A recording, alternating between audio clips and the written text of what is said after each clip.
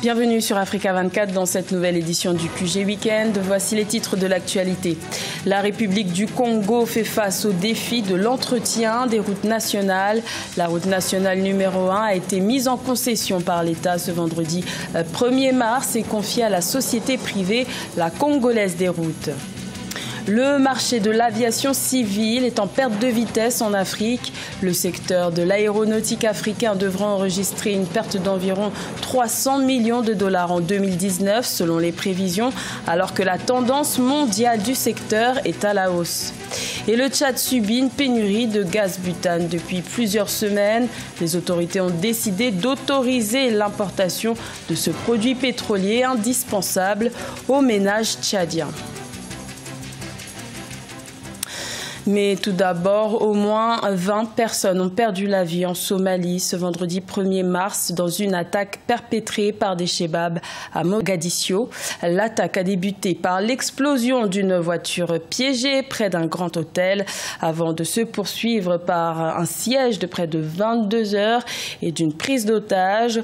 Au moins 112 blessés ont été admis dans 3 hôpitaux de la capitale. Suite à ces événements, le gouvernement somalien a appelé la population à une lutte convergente pour venir à bout des Chebabs. Également dans l'actualité, deuxième vendredi de mobilisation en Algérie. Après le 22 février, des centaines de milliers de manifestants ont battu le pavé ce vendredi 1er mars dans plusieurs grandes villes du pays pour dire non à un 5e mandat du président Abdelaziz Bouteflika. À part quelques affrontements entre manifestants et forces de l'ordre pour empêcher l'accès au siège présidentiel, ces manifestations se sont déroulées dans le calme. Ces contestations inédite initiée sur les réseaux sociaux par des jeunes Algériens a été rejoint par plusieurs partis d'opposition. Le président sortant, Abdelaziz Bouteflika, âgé de 81 ans, est actuellement en Suisse pour des contrôles médicaux, mais devrait déposer son dossier de candidature ce dimanche 3 mars, date limite du dépôt de candidature en vue de l'élection présidentielle du 18 avril 2019. En République du Congo, la route nationale numéro 1 est désormais sous la gestion de la société privée, la Congolaise des routes. L'État a fait le choix pour capitaliser les investissements consentis dans le secteur routier. La passation s'est faite ce vendredi 1er mars sous l'égide du président Denis Sassou Nguesso. Reportage de notre correspondant d'Eva Panzou.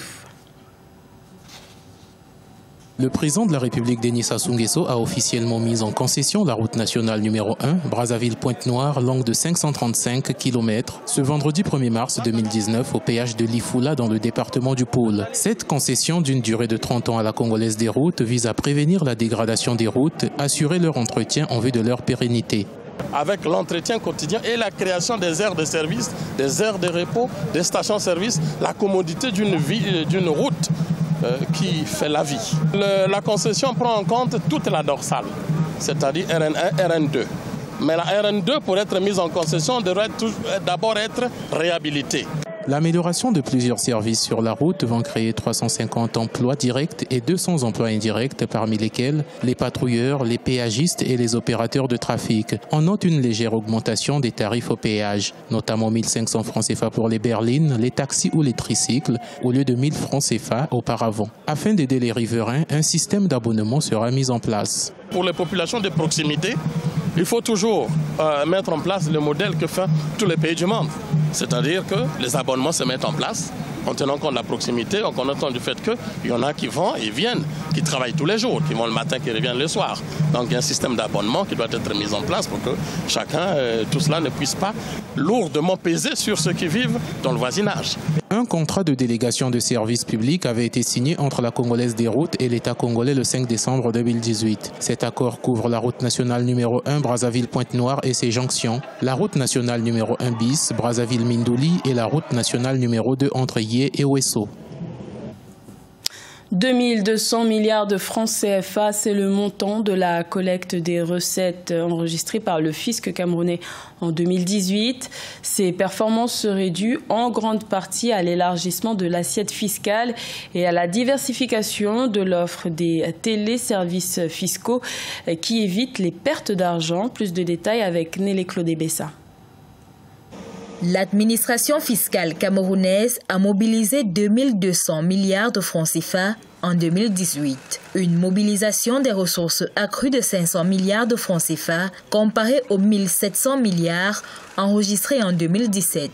Une tendance haussière justifiée par la dématérialisation du paiement des impôts et des taxes selon les observateurs. Depuis quelques années, la Direction générale des impôts est engagée à simplifier un peu la procédure en ce qui concerne le paiement de l'impôt. Donc on est là déjà avec la dématérialisation dans un aboutissement d'un long processus de modernisation de l'administration fiscale. Moi je vois là, premièrement dans la dématérialisation, des possibilités d'amélioration du service, ensuite des possibilités de simplification des relations entre l'administration et ses principaux usagers que sont les contribuables. Pour cette année 2019, la Direction générale des impôts envisage de poursuivre la dématérialisation des procédures dans la collecte des recettes fiscales. Un renforcement qui passe par le télépaiement des impôts et taxes de droit commun, l'extension de la déclaration par téléphone portable aux petits contribuables, ainsi que l'extension de la dématérialisation du timbre fiscal dans tous les chefs-lieux d'arrondissement. Les niches de corruption sont réduites parce qu'il n'y a plus de contact direct avec l'agent des impôts. Et ensuite, maintenant, il n'y a plus le désagrément des lenteurs administratives et tout ce qui pouvait y avoir comme encombrement des bureaux et lourdeur. Il faut que la plateforme digitale de la Direction générale des impôts soit mieux expliquée aux contribuables pour qu'ils se l'approprient mieux. En capitalisant les nouvelles technologies de l'information pour accroître la mobilisation des ressources et la qualité des services offerts aux contribuables, la Direction générale des impôts ambitionne à terme améliorer le niveau de pression fiscale sans entraver la dynamique des affaires. Les voyants de l'industrie aéronautique mondiale sont au vert avec une prévision de croissance de 35 milliards de dollars en 2019. Mais il semblerait que ces prévisions ne concernent pas l'Afrique. Le marché de l'aviation civile africain devrait connaître une perte d'environ 300 millions de dollars en 2019. Quelles en sont les raisons? Éléments de réponse avec Corinne Kamsefem. En 2019, l'industrie aéronautique du continent africain devrait enregistrer une perte d'environ 300 millions de dollars. Une contre-performance alors qu'au niveau mondial, le secteur va voir une croissance de ses bénéfices estimée à 35 milliards de dollars selon l'Association du transport aérien international. Malgré les potentialités du marché africain, les activités du secteur aéronautique doivent être davantage soutenues, comme le soulignent les acteurs de ce domaine. Les performances de l'Afrique ne reflètent pas le potentiel du continent. Pour que cela se réalise, il est nécessaire de soutenir les initiatives régionales visant à améliorer la position de l'Afrique, son capital humain, ses opportunités commerciales et sa connectivité, son potentiel touristique. Toujours selon les experts, l'aéronautique africain est caractérisée par une concurrence négative entre les opérateurs, ce qui participe à fragmenter le secteur, une situation qui profite aux compagnies mondiales. Aussi, l'Afrique ne représente que 2,5% du total des mouvements de passagers et un peu moins de 3% des recettes totales. Dans le plan d'action de l'AFRA aujourd'hui, nous cherchons à créer des coopérations possibles entre nos compagnies africaines pour améliorer cette connectivité. Je dois dire aussi que notre souci aujourd'hui, c'est l'environnement qui fait que les compagnies africaines opèrent dans un environnement où les coûts sont très élevés.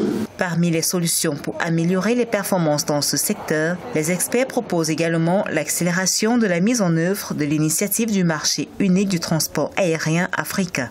L'initiative lancée par l'Union africaine en janvier 2018 a déjà été ratifiée par 28 États membres. Le gaz butane est un combustible indispensable au Tchad, mais depuis quelques semaines, la pénurie de ce combustible perturbe le quotidien des ménages tchadiens. Les autorités ont donc décidé le 27 février d'autoriser l'importation de ce produit à partir des pays voisins. Reportage de notre correspondant Mamat Ramadan.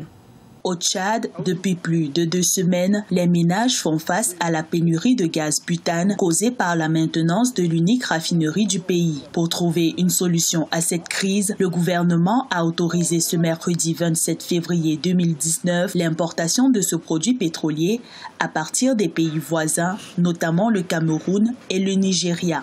Ce n'est pas un problème, disons, de retard sur la procédure, mais c'est un problème beaucoup plus logistique qui se pose. Le fait de faire mobiliser beaucoup de citernes en Afrique, surtout en ce qui concerne le gaz, c'est très difficile. Au Cameroun aujourd'hui, il n'y a pas de citernes qui peuvent être mobilisées pour le Tchad. Pour le Tchad.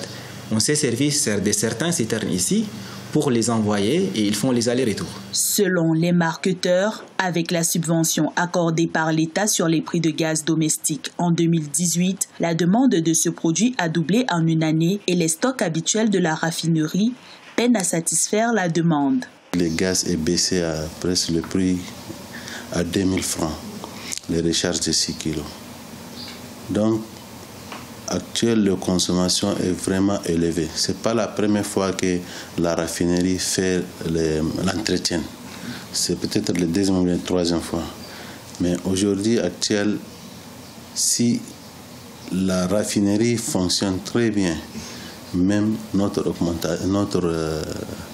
consommation est élevée plus. Pour rappel, avec l'interdiction de l'utilisation des bois de chauffe pour des raisons de protection de l'environnement, le gaz butane demeure la seule source d'énergie domestique autorisée dans le pays. C'était le journal de la rédaction. Merci de l'avoir suivi. L'information continue sur Africa 24.